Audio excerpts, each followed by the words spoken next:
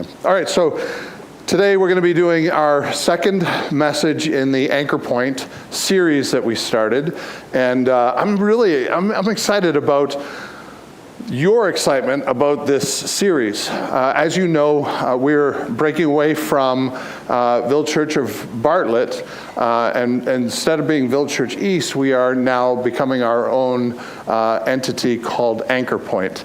This is not like an anchor, but something completely different than that, actually, and we're going to get into that as we go through the message today. Last week we talked about it, and then next week we'll talk about it as well. But today I want to start off a little bit differently with this question. So I was doing this message and I was putting this together. I couldn't get away from this one thought, and so I need your advice. I need your input on this. And here's the question. How do you feel when somebody tells you the following? You can't do that. Yeah. I sense a lot of hostility right now, but okay, so I kind of felt the same way. All right, how about this one? You can't do that because it's beyond your ability. How about this? Don't try it, you'll only disappoint yourself. These are words that all of us have heard in our lives in one way or another. And so what they're really saying, if you boil it all down, what they're really saying is you have something that has presented itself in the past that will keep you from doing what you want to do. Think about it. Though that conversation is built on the fact that somebody is saying to you, I know you a little better than you do, and I have to tell you, you're not capable of doing blank. More specifically, what they're saying is you have something in your past like an anchor point. A point in your past that is you're anchored to that will keep you from being or doing what you want to be or do. Something is anchoring you to the past, to your past specifically.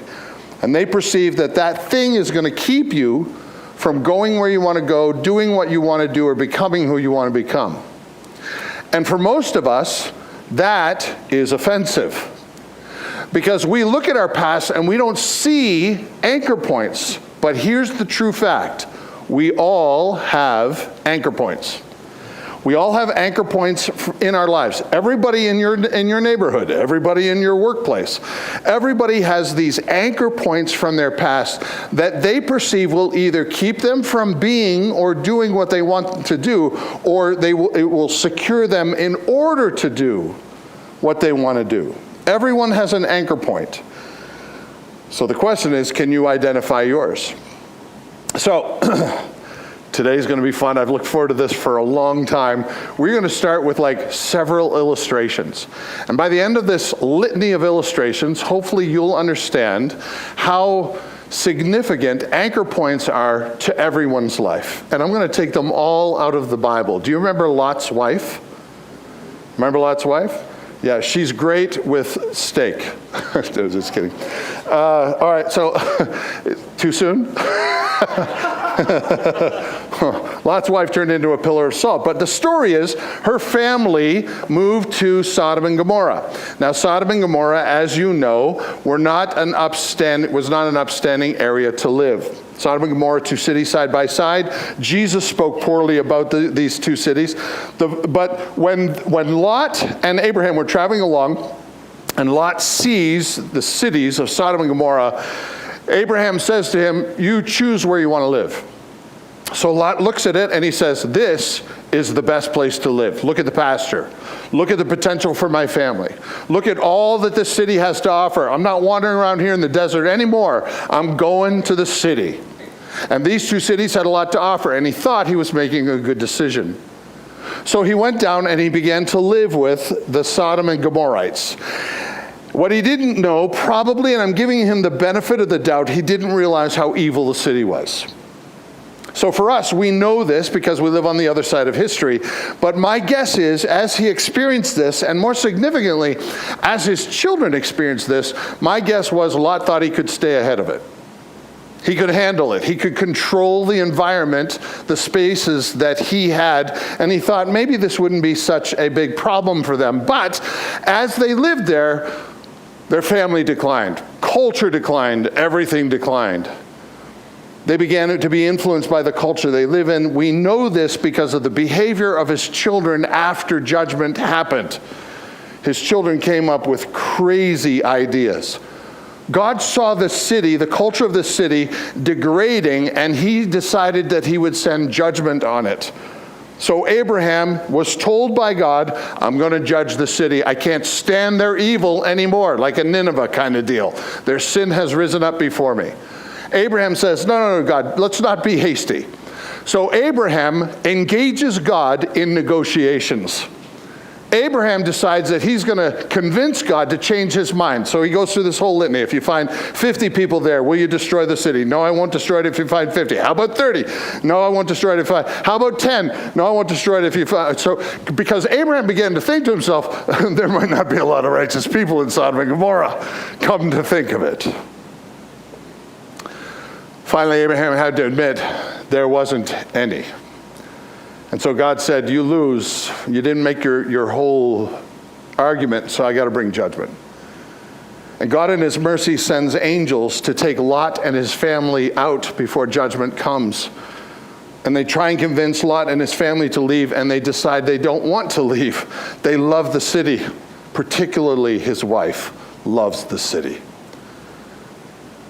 And so they said, listen, they had a very hard time in the city. Some really bad things happened. If you want a good nighttime reading, you can read it for yourself. But they had a really bad night. One particular night, their house is about to be invaded by a bunch of perverts.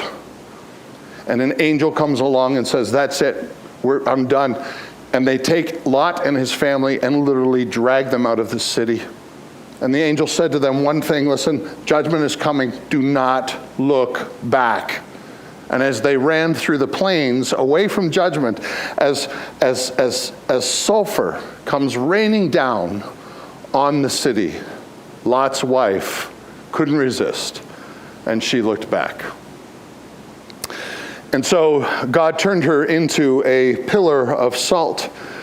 Their hearts had become so attached, they refused to leave. They had developed an anchor point for Sodom and Gomorrah. And when the angels dragged them away, the anchor point became evident as his wife looked back. She looked back because she was hooked to this anchor point. Genesis 19:26 says, Lot's wife behind him looked back, and she became a pillar of salt. Her anchor point wasn't merely a city church. It was the life she didn't want to leave behind. Anchor point. People of Noah's day had an anchor point. Do you remember the story of Noah? In Noah's day, do you know why the world was destroyed by a flood? It was destroyed because of one verse. We are told what the anchor point was in the book of Genesis, chapter 11. Here's the anchor point for all the people in Noah's day. Now, the earth was corrupt in God's sight, and the whole earth was filled with. If you wonder why the earth was destroyed, it's because they yearned for, couldn't live without violence. That was their anchor point. Jonah had an anchor point. God had this prophet who thought he was all that in a slice of bread. And he was. He would have been invited to any good conference that you went to. His name was Jonah. He was an outstanding individual. He knew theology like the back of his hand. We're introduced to Jonah out of the blue in a book called Jonah. But when we're introduced to him, God simply says to him, Jonah, I'm going to destroy the Ninevites like I did with Sodom and Gomorrah. It's going to be bad, so I'm going to give them one more chance. And since you're the prophet of the day, I'd like for you to take this job on. How does that sound? And Jonah said, no. Jonah said, no, I'm not going to do that. And so instead of going to Nineveh, he runs to Tarshish. He goes down, he gets into a boat. This happens in the first 5 verses of the book. God doesn't brag on Jonah, although he could have. He was an amazing guy. God first introduces us to Jonah because of his silly, one-person guided, one-minded heart. He runs down and he gets on a boat and he heads in the other direction to Tarshish. He'd rather die than offer God's forgiveness to these people who were beneath him. The Ninevites, they were the Visigoths of the day. They were the barbarians. They weren't Jewish. Why would God offer forgiveness to them? He had an anchor point, and his anchor point was nationalism. It was self-righteousness, and it was personal hatred for this group of people. He can go and be with any Jewish people, but he would not hang out with these Ninevites. And to be honest, the Ninevites were kind of, trashy people. If you went to Nineveh and you were on your way there, they were known for decapitating their enemies, putting them on poles, and lighting them up. So when you walked up to the city, you would walk by all these decaying dead bodies' heads. I mean, welcome to our city, right? So he ran in the other direction. He went to Tarshish. He didn't want to be brothers and sisters with these people. So God sent a storm. And he knew God was trying to get his attention. He even talked to the sailors on board. He said, listen, the reason we're in the storm, because they're wondering what their gods are thinking. And he said, no, it's not your gods. It's my God. It's one true God. And he's trying to get my attention. He wants me to go do a job for him. I refuse to do it. So here's what I want you to do. Throw me overboard. Can you imagine wanting to die in the middle of a torrentious storm in the middle of the Mediterranean Ocean than to do a simple job God asked you to do? He knew he was going to die. He wanted to die. So they threw him overboard, and the storm stopped. But God in his mercy provided a fish. That fish was mercy. There's no way he could have survived in the ocean. So the fish swallowed him up, and he spent 3 terrible days being semi-digested in the belly of a fish. Until finally he recanted. And he said, okay, God, fine. I'll do what you want me to do. I can clearly see you're not going to let this go. So the fish vomited him out on land, and he goes to Nineveh, and he gives them the gospel. He tells them about the one true living God. And guess what happens? Well, if you saw a guy half digested show up on your doorstep and say, God really wants your attention, what would you do? You'd say, he's got my attention. Let's get you to a hospital. So, what happened? After 3 days, he recanted. He gave up his anchor point. His anchor point was his hate for people that were not like him. And he gave it up, and he was angry. And so he preached. He was an angry preacher. Ever see an angry preacher? That was Jonah. He was an angry preacher. And unless you think that I'm being too hard on Jonah, Jonah gives up, surrenders his own anchor point. Just in case you're thinking I'm making all of this up, he actually says what his anchor point is to God, what's keeping him from doing what God wants him to do. And it's in Jonah verse 2 of chapter 4. He prayed to the Lord and said, "O Lord," this is after Nineveh repents. I mean, this is a revival of revivals. The whole city repents. The whole city gets saved. You'd think a prophet of God would be kind of happy about that. Not Jonah. Not Jonah. He still wanted God to kill him.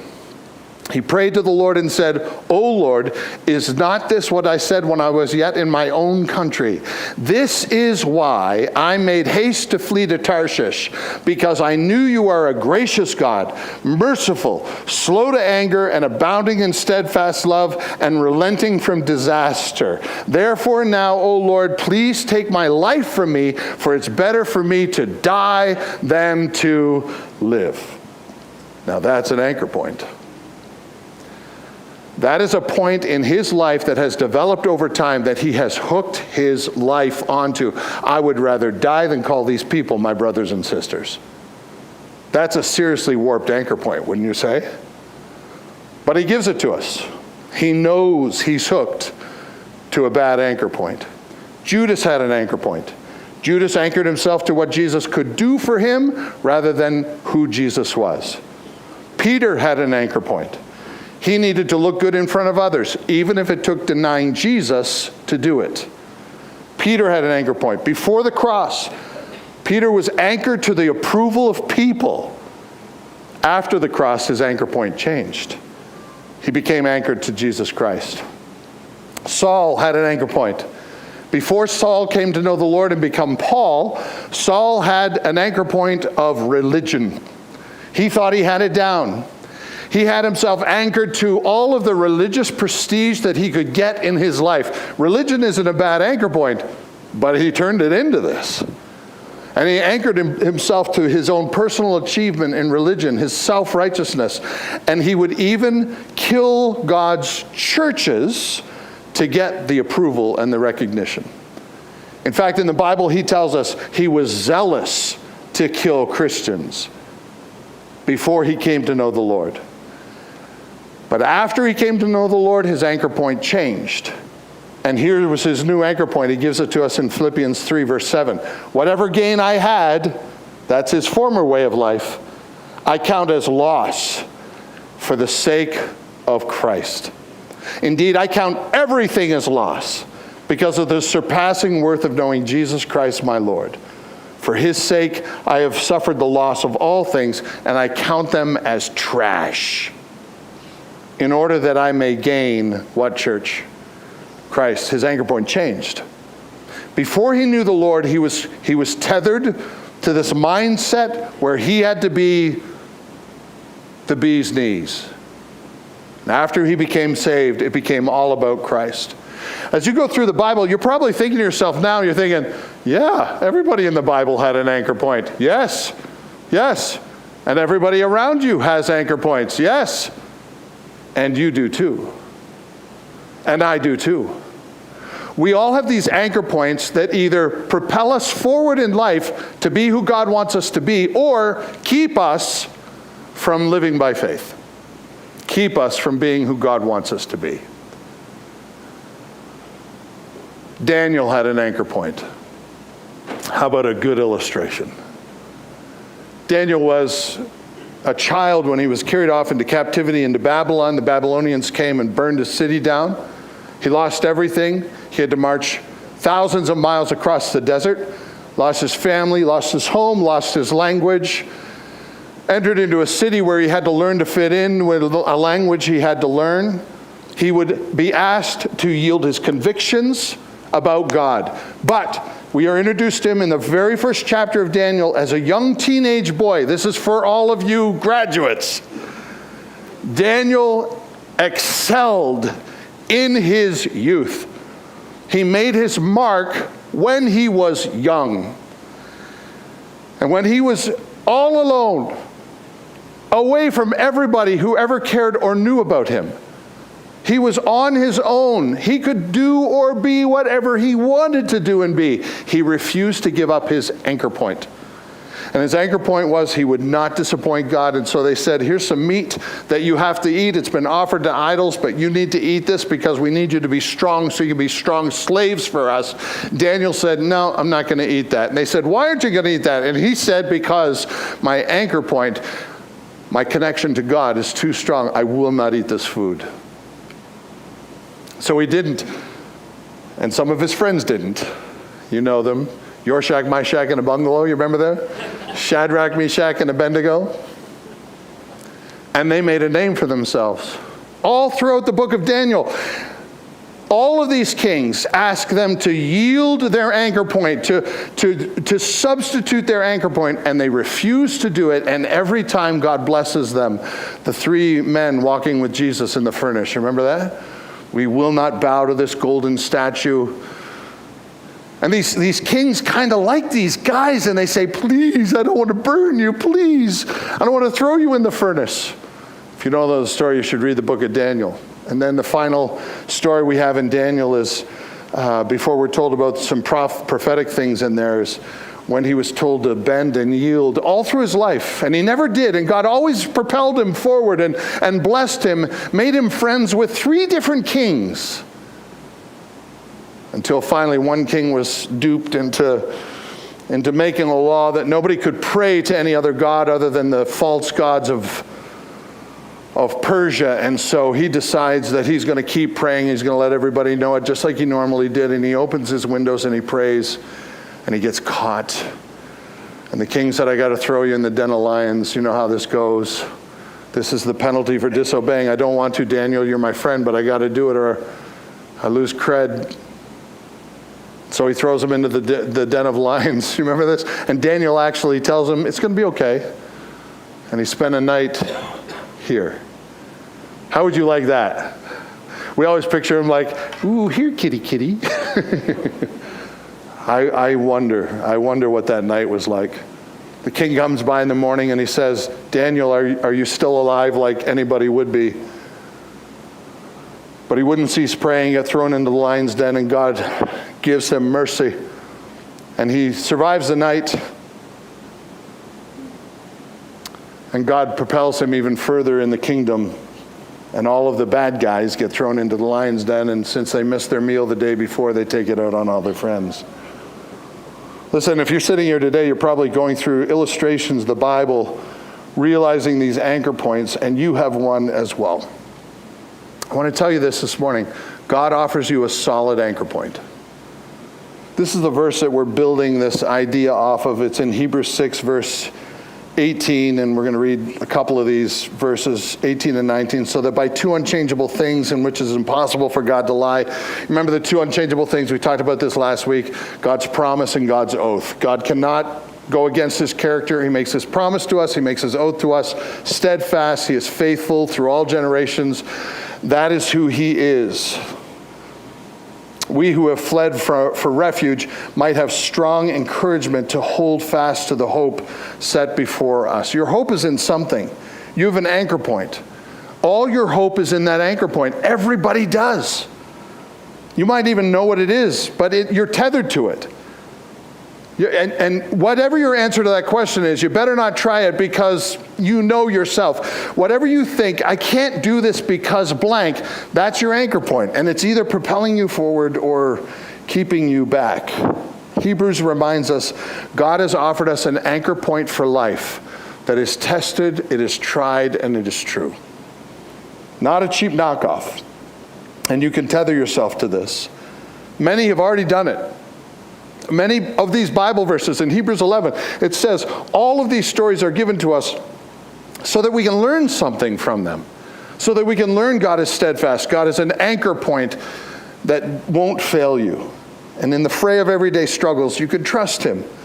That's why verse 19, this is our verse. We have this as a sure and steadfast anchor of the soul, a hope that enters into the inner place behind the curtain. Every person builds their life on an anchor point. The question is whether that thing, that anchor, is trustworthy. So, I was given a gift today that I wasn't expecting. It is this. Can you see this? It is a piñata. No, what is it? A piton. A piton. This is a piton. What it is actually is, they refer to this as a piton that you put into the rock for climbers. The rope goes through here, and this holds up you and your party. It is your anchor point. When you shoot this into the rock, you want to find a good steady rock to shoot this into. So you shoot this into the rock because you know it doesn't have to just hold you up on your harness. It has to hold everybody who comes behind you up as well. This little anchor point, I love it that it's so small, because this little anchor point can actually hold an enormous amount of weight. So the person who gave me this did some research on it and found that this anchor point, if put into the right rock, could support our entire church family. Is that amazing? The key is you want to get a good rock to put it into, and you don't want to skim on what you're buying here. You don't want to have something that's made out of the metal you drink your Coke out of. You want to have something that's made out of solid, trustworthy metal that will hold you and your party up. I want to tell you, if you get a false anchor, number one, I've got 3 things to say about identifying anchors. And the first one is false anchors, bad anchors, eventually drift. They don't work. They might work for a while, but everybody organizes their lives. Everybody tethers themselves to something that gives them purpose, approval, comfort, ambition, politics, religion, romance, money, success, security, pleasure, control. Whatever it is, everybody has anchored themselves to something in their lives. Just like all those people we read about in the Bible. But when you're climbing a 100-foot cliff, you don't want to play with bad material. You want to make sure that what you have is going to hold your team. Here's a picture of a cliff. And if you look at this, you kind of get an idea of how important this is. Listen, you should shop really faithfully and responsibly for your anchor point. Skim on your hat, skim on your sunglasses, skim on your jacket. It doesn't have to be orange, but don't skim on your anchor point. This is really, really important. In fact, if I was climbing like this guy, I would splurge on the most expensive ones, wouldn't you? You're going to be hanging off these cliffs at outrageous heights. And this is not something, when people tell me like they really enjoyed the message or whatever, I usually say something like, well, I stole all of it. And I do, because it's all in the Bible. It's all right there. I don't come up with this stuff. Whatever I'm sharing with you is as honest to Scripture as I can. And I got to tell you, this whole idea came from Jesus. Here's what he says in Matthew 6, verse 19. Do not lay up for yourselves treasures on earth, where moth and rust destroy, and where thieves break in and steal. But lay up for yourselves treasures in, where, church? Heaven. Treasures in heaven, where moth and rust do not destroy, where thieves, there's no such thing, they don't break in and steal. For where your treasure is where your heart is also. Do you know what he's saying? False anchor points are a dime a dozen. You can go in any store and you can find knockoffs of anchor points. Anyone can create them. Anyone can shine them up. Anyone can put them on Amazon, and anyone can sell them to you. How do you know this is going to hold you up? Because this is really, really important, wouldn't you say? They just might be made out of a corrupted and weak material. And what Jesus says in this passage of Scripture, where your treasure is, there your heart will be also. He's saying, whatever anchors you, guides you. Whatever you've tethered yourself to will guide you in the rest of your life. You need to make sure that whatever it is on that list, whatever anchors you, will necessarily guide you. This is why Jesus puts treasure before heart. Because what you treasure, what you value, what you anchor to will guide your heart. I've got that up on the screen there. So, because eventually, whatever you tether to, you begin to love. It becomes the first thing you think about in the morning and the last thing you think about at night. It becomes the thing that you worry about. It becomes a thing that if you didn't have it, you wouldn't know what to do. That's what you're tethered to. And false anchor points eventually drift because you eventually love them and they will eventually grab your heart. You may be playing with it right now, but eventually it'll grab your heart and then it will guide your heart. So we need to have one solid, tried and true, one that's available, that Jesus tells us about, that goes behind the curtain. In other words, don't anchor to something here on the earth. We talked about this last week. Behind the curtain is the analogy of the high priest going into the Holy of Holies. The veil was rent. Jesus makes a pathway through his death on the cross so that we can enter into the very presence of God through Jesus Christ. That is our anchor point. Put all your hope and trust in something that originates not from the earth, but from heaven itself, and that is Jesus Christ. There's only one who qualifies. Because eventually you'll find that all those anchors you're hooking up to are evil replicas introduced by the great imposter who's trying to take your heart away from the one who loves you the most. Anchor points, false ones, eventually drift, bend, and they will fail. Number 2, false anchor points create waffles. I put this in there because the youth cooked us pancakes today. It wasn't waffles, but you'll see why I use this. False anchor points create waffles. This is from the Matthew passage. Jesus continues, no one can serve two masters, for either he will hate the one and love the other, or he will be devoted to the one and despise the other. You cannot serve God and money. I always wonder why Jesus said that. You cannot serve God and money. Why didn't he say you cannot serve God and yourself? Or why does he say you cannot serve God and Satan? Or why does he say you cannot serve God and your evil desires? Why is it money? Do you want to know why? Because if we have an idol, it's money. If we have an idol, church, it's most certainly always money. Isn't that funny? This was 2,000 years ago. Nothing's changed. Nothing's changed. Why? Because money promises you what? Comfort, a future. Your kids are going to do well. You're not going to want for anything. Well, you got to clean your house. Hire somebody to do it. Right? Think of what money can get you. Money can be your one desire because it'll give you your heart's desire. The love of money is the root of all kinds of evil. If money is your anchor point, you're following a false anchor point, like your anchor point's made out of a Coca-Cola can. The Bible calls those who trust in weak anchors waffles. Did you know that?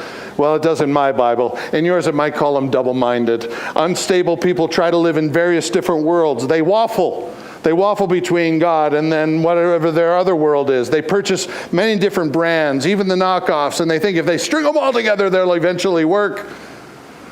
Maybe you're aware of this in your own life. Unstable people will always choose two anchors over one good one. And it never works. Eventually, they cannot move because there's too many tethers in their lives. They're going up and down the cliff, and they got spaghetti all around them. They're trying to hook to all these different anchors, these cheap knockoffs, when you could just hook to one real one and carry a whole church. They no longer move up the mountain with the skill and precision of an experienced climber. They're just tangled with too many ropes. They waffle. They have Jesus, but he's a part of their lives. He's not the center. And this might be you. This might be somebody you know. This might be the way you're trying to introduce Jesus into your life. I've got a couple of different anchors, but I got the good one in the center. That doesn't work that way. You just got spaghetti on the side of a mountain. James 1:5 says this, if any of you lack wisdom, let him ask of God, who gives generously to all without reproach, and it will be given to him. Why is this happening in my life? Why are my kids all messed up? Why is this not happening the way that I think it should? Why do I get treated this way? Ask of God, who gives generously to all without reproach, it will be given to him. But let him ask in what church? Faith with no what? No doubting. For the one who doubts is like a wave of the sea, a waffle that is driven and tossed by the wind. For that person must not suppose he will receive what church? Not a doggone thing. Now listen to that. Wafflers shouldn't expect anything from God, apparently, because they don't have their faith in the one true anchor. They are a double-minded man or woman, unstable in how many of their ways, church? All their ways. Double-minded living creates instability, and that can be dangerous on a mountain.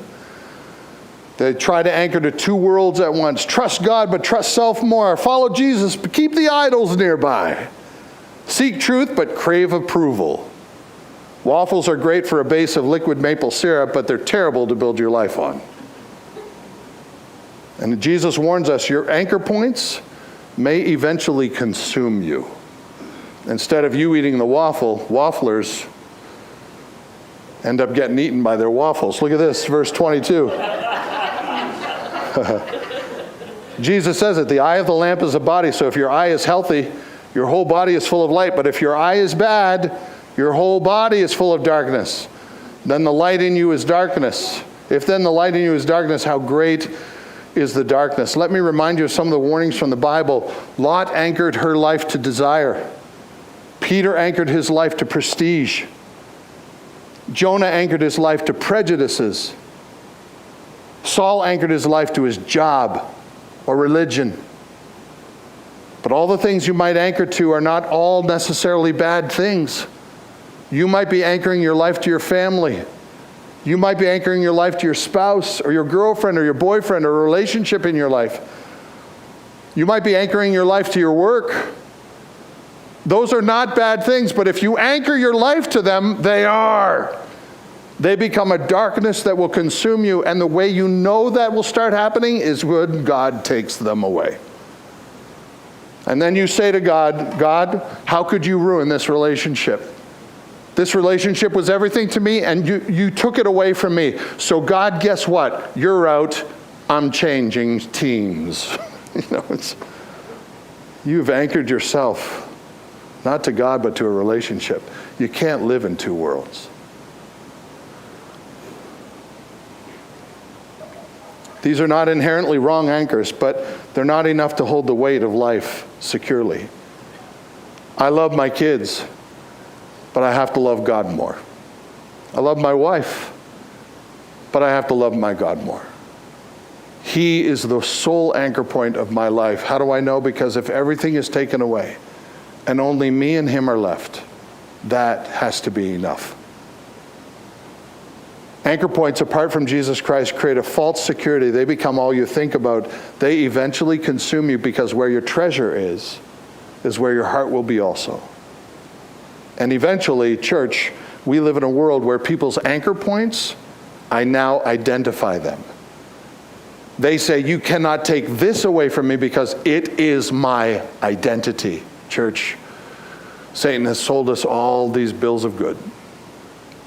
And they are false idols and false anchors, and they will eventually give way. Number 3, God designed us to anchor ourselves to him alone. Colossians reminds us together, in him all things are held together like an anchor point. If God is not at your center, something else is. Many times you don't know what it is until the storms hit. The storms test the integrity of the anchor. You get caught on Everest, you want to be hooked to one of these pretty securely when the storms come. Because, church, here it is on the screen. Whatever you build your identity on becomes the foundation you collapse into. When the storms come, it is your go-to.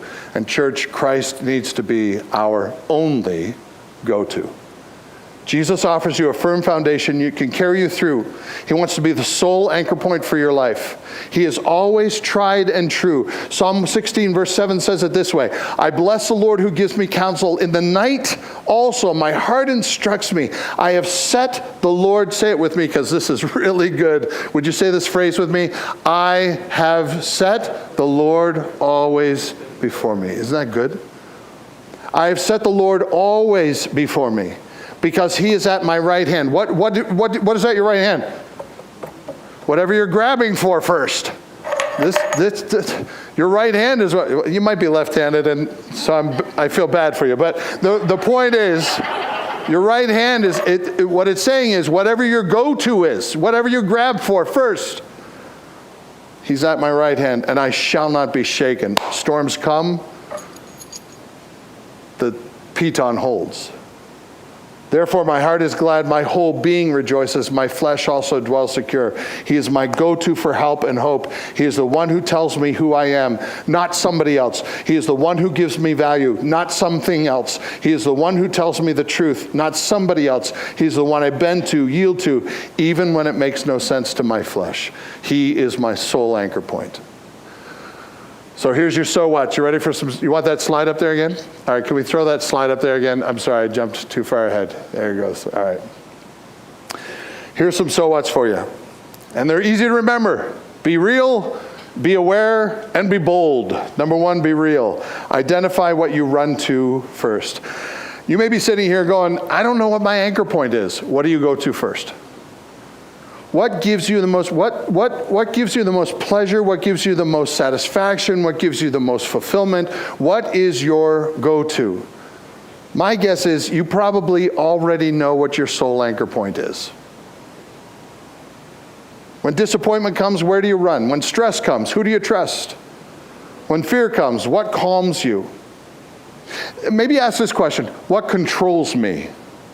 Here's a Psalm 62, verse 5. For God alone, O my soul, waits in silence. My hope is from him. He only, capital O, is my rock and my salvation, my fortress. I shall not be shaken. Do you sense all of this steadfast terminology? On God rests my salvation and my glory. My mighty rock, my refuge is God. Trust in him at all times, O people. Pour out your heart before him. God is a refuge for us. You can trust him. Storms usually reveal what we're anchored to. You don't discover what you're anchored to until storms arrive. And then you pray to God your anchor will hold. The storm doesn't create the anchor, it just exposes it.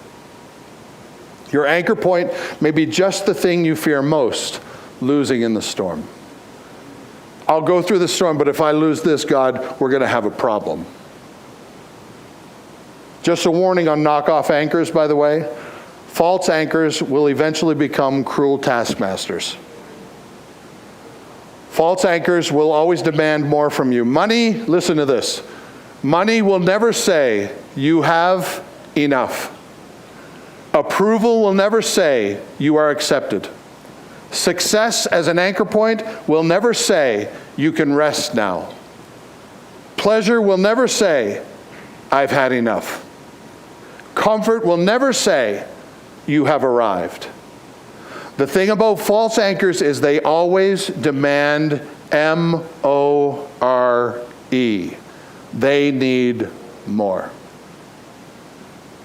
I watched this movie once about this bad guy. And he was fortunate enough to have a fairly nice guy in his life. And he got tired of doing bad things. He was a mobster. And he looked at the bad guy, the antagonist in the movie, and he says to the guy, he says, listen, when is it going to be enough? When are we going to stop killing people and stealing their money? When is enough? Because he just started getting worse and worse and worse. And the guy said to him, he said, when is it going to be enough? And he said, it'll only be enough when I have more. More. Whatever you're trusting in as a false anchor for your life eventually will rule your life. It'll become a terrible taskmaster. Jesus is the only anchor that carries the weight instead of adding the weight. Oh, that's really good. All right, I'm going to say that one more time if I can remember it. Jesus is the only anchor that carries the weight rather than demands, no, I didn't do it right, adds to the weight. Here's a verse to go along with it. Matthew 11:28. Come to me, all you who are labor and heavy laden. This is Jesus himself. If you've got a burden upon you, and I will give you, what is it, church? Oh, rest. Take my yoke upon you and learn from me, for I'm gentle and lowly in heart, and you will find rest for your souls. He's the only anchor that will bear the weight for you. Number 2, be aware. In your climb, you're always teaching others to climb. Yeah. In your climb, you're always giving points where others can anchor. People are always watching you. Your children are watching you. Your coworkers are watching you. Your grandchildren are watching you. Your friends are watching. Your church family is watching. People are watching. If you think nobody's watching, you're living in a dirt somewhere. You've missed the whole point. People are watching you. It doesn't matter what age you are. People are watching you. And when pressure comes, your circles, who do they see you run to first? What do they see first? Panic, bitterness, self-reliance, or do they see a soul that is anchored to Jesus Christ? One generation's anchor point often becomes the next generation's anchor. You shoot these into the rock, put that into the rock, and guess who uses it? Everybody else who's behind you. And when they get to the top, you leave this in the rock. Because another team is coming and they're going to look for these trustworthy anchor points and they're going to tether themselves to it as well. The anchor points you're using are anchor points, if it's Jesus Christ, that anchor point is not just good to tether you and your family, but all of the teams that are coming after you. You may be teaching somebody how to trust Christ without even realizing it. This has happened to me at work, at the different jobs that I've had.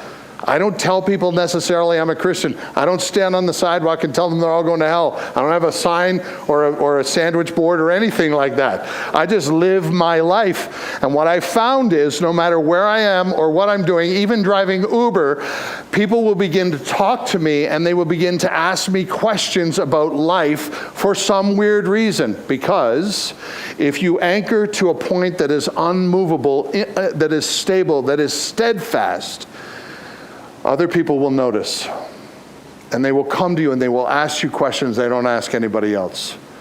Because they'd rather ask questions from somebody who's clipped to a really good clip, an anchor point, rather than a Coca-Cola can. Number 3, be bold. Re-anchor your life around Jesus Christ. The goal is not merely stability. The goal is Jesus Christ. Jesus did not come to improve your life. He came to be your life. He's not an addition. He is the center. He is the solution. In Acts, it tells us we were made for this. When Paul is preaching to a bunch of people that don't know Jesus, Acts 17, he says, all people everywhere are made so that they can seek God and perhaps find their way toward him and find him. Yet he is actually not far from any one of us. For in him we live and move and have our being. The breath, one of the songs that we sing, the breath that we breathe is a gift from him. We need to use it to praise the Lord. We live and move and have our being. Some people want Christ as an accessory, one clip among many, one safety rope among several. But Hebrews doesn't present Jesus that way. He's not an anchor. He's the anchor. Living without setting anchor points in something solid leaves you vulnerable to whatever somebody sells to you as reasonable. You should buy my anchor point. It's shiny, it's beautiful, and it makes sense. Look how it's built. Oh, that anchor point you have, that's been in the rock for a long time. You really want to trust that. Why not buy my anchor point? It's made in my basement from a few of my friends who put it together, and we want to sell it. And if you want an expense to it, we'll charge you double what the expensive ones are, just so you can trust. Listen, our kids are going to college, and the professors at college are salesmen at this point. They're not trying to teach us how to think critically. They're trying to sell us a brand. And if you're going to college, you need to understand that. And I have experienced it myself. I went to college and I was just doing my normal thing, and I got told I wasn't welcome in the class by my professor because she said I just didn't fit in. I'll tell you the story if you want to hear about it sometime. Professors at colleges these days are not interested in making you think critically. They're interested in you buying their wares. Jesus will provide you an anchor to the safest way possible to climb. This is why we have, as our tagline to our church, Anchor Point. This is what we want to do. We want to anchor lives to align with Christ. That's our tagline. This is what we're going to be about. This is what actually has come out of our church after 9 years of doing church together. Anchoring lives to align with Christ. That's what this whole message is about this morning. And every message that will follow. An anchor doesn't merely stabilize you, it determines your direction. And one of these days, church, every anchor will fail. Money, career, popularity, can't help anyone. Possessions, it's going to burn. Good deeds, reputations, none of that will help you. There's only one anchor that survives death itself. He's already passed through judgment. He's already entered into heaven himself, and his name is Jesus Christ. And to this end, Hebrews says, our anchor goes behind the curtain. We have a sure and steadfast anchor of the soul that goes behind the curtain. So church, the safest bet in the universe is being attached to Jesus Christ. So if anyone tells you, you're not strong enough, you're not good enough, you can't do it, it's not in you, what they're perceiving is that you've got an anchor that has defined who you are. It has become your identity. So why try? I want you to answer them with one phrase. Want to hear it? Again, I stole this right out of the Bible. Please remind them. Philippians 4:13. Want to say it with me? I can do all things. Oh yeah, wait, because that's really good. I can do some things. I can do kind of a few things. Church, I can do all things through Christ who strengthens me. Memorize it, believe it, live it, anchor your hope to it. Because there's nothing else that will get you through this life or the life to come. There's no stronger, steadfast anchor